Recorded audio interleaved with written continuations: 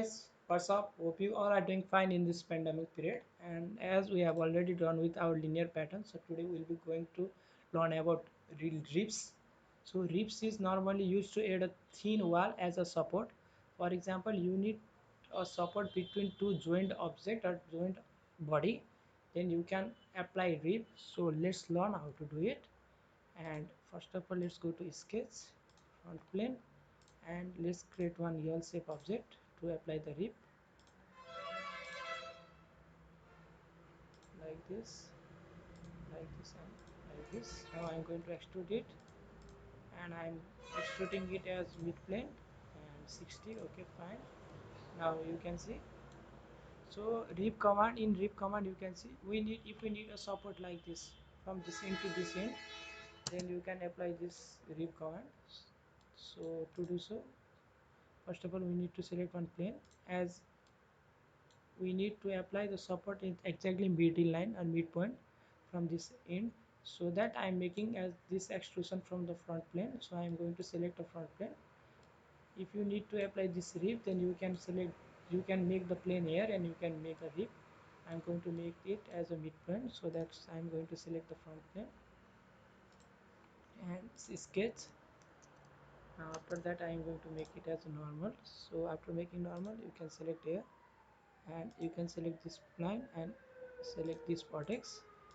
After that what we can do is, look, we have exactly drawn the line in the midplane.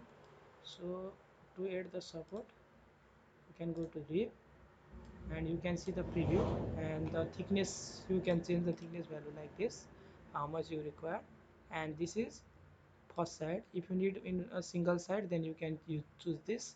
If you need in double another side, you can use this, and this is on the both side. So I am going to click OK. After clicking, you see we have applied a support.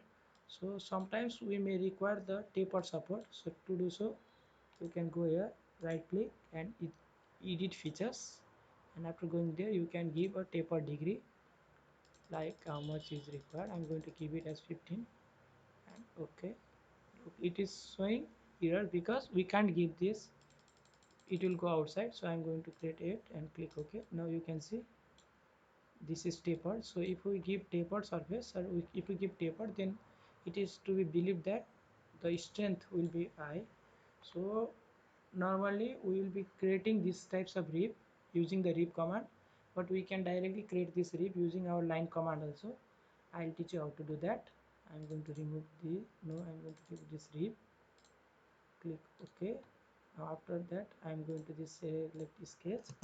Now what we can do is, we can make this as a close body, so that we can extrude it and create a rib without using a rib command.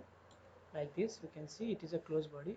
So after that, go to features and extrude it in the mid plane, as we can need equally.